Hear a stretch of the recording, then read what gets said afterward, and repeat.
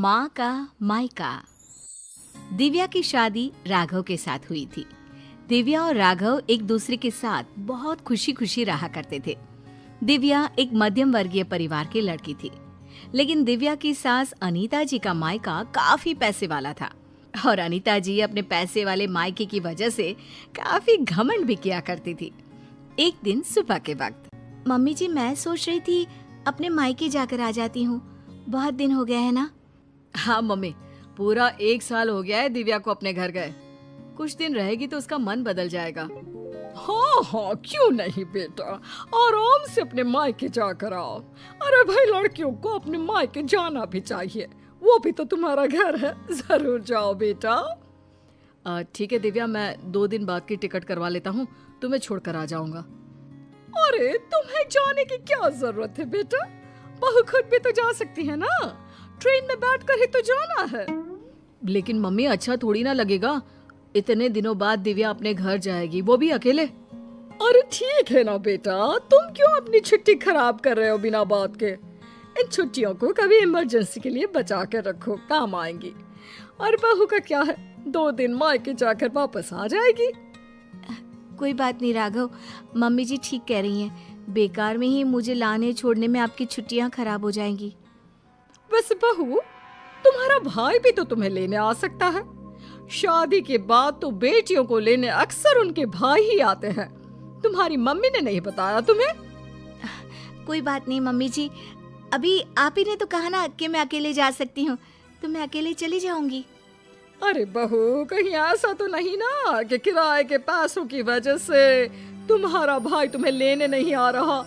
तुम्हारे मायके वाले सोच रहे होंगे कि बिना बात का खर्चा जो हो जाएगा उनका। मम्मी, आप दिव्या से ऐसे क्यों कह रही हैं? अरे तो इसमें गलत क्या कह रही हूँ भाई, पैसों की चिंता सबको होती है। नहीं नहीं मम्मी, ऐसी कोई बात नहीं है। मेरे घर वाले मेरे किराए के पैसे तो कम से कम खर्च कर ही सकते हैं।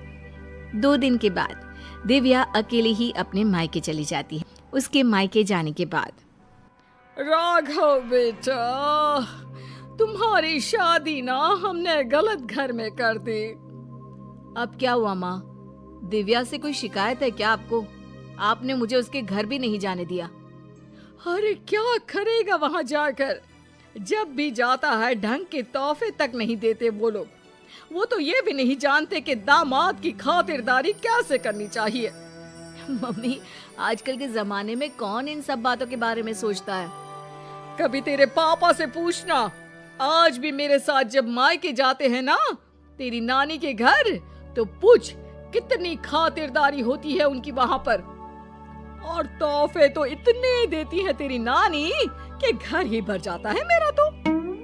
लेकिन मम्मी, वो आपके मायके की परंपरा है ना, सब जगह ऐसा हो ये जरूरी तो नहीं। और हम दिव्या के घर वालों से ऐसी उम्मीद कैसे रख सकते हैं? अच्छा नहीं लगता मम्मी। ओफो, आजकल के लड़के ना शादी होते ही अपने पत्नी के साइड लेना शुरू कर देते हैं। अब देखना, आएगी तुम्हारी पत्नी खाली हाथ अपने मायके से। कुछ दिनों के बाद दिव्या अपने मायके से लौट कर आती है और वो अपनी मम्मी के दिए हुए गिफ्ट अपनी सास अनीता जी को दिखाती है।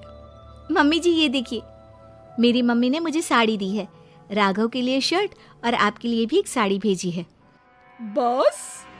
और कुछ नहीं रखा तुम्हारी मम्मी ने? अरे इतने दिनों के बाद मायके गई थी। मुझे तो लगा भाई अपने मायके से ढेर सारी चीज मिलेगी तुम्हें। ऐसी बात नहीं है मम्मी जी, वो लोग तो मुझे बहुत सारी चीजें देने की कोशिश कर रहे थे, लेकिन मुझे ये सब अच्छा नहीं लगता।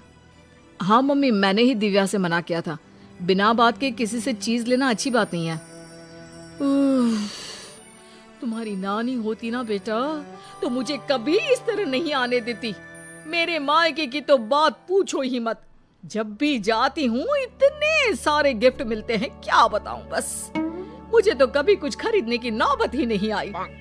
कभी कोई साड़ी, कभी कोई सामान मैंने खुद के हाथों से इतने सालों में नहीं खरीदा। सब कुछ तुम्हारी नानी ने दिया है मुझे।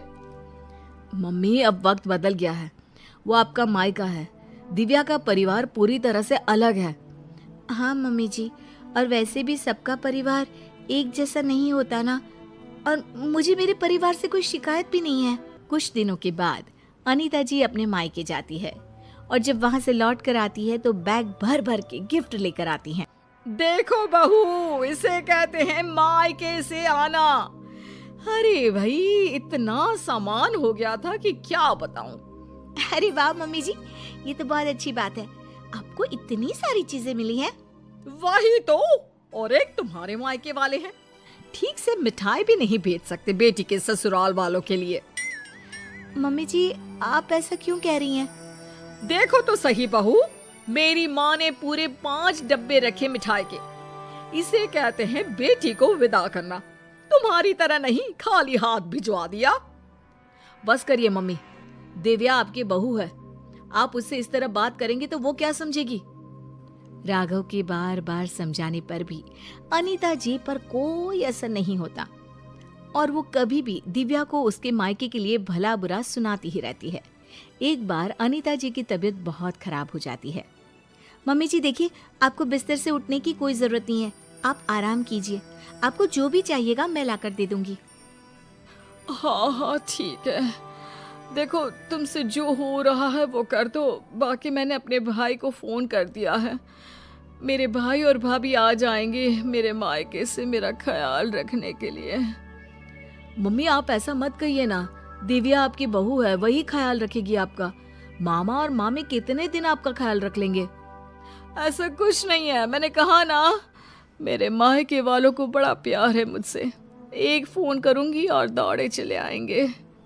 पूरा 1 सप्ताह बीत जाता है, लेकिन अनीता जी के मायके से कोई नहीं आता और दिव्या दिन रात अनीता जी की सेवा करके उनकी तबीयत ठीक कर लेती है।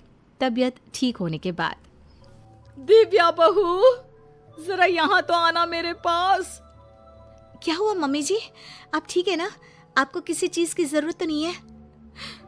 बहू मुझे माफ कर दो, मैं हमेशा अपने मायके का घमंड करके तुम्हें उल्टा सीधा सुनाती रही, लेकिन फिर भी तुमने मेरी इतनी सेवा की।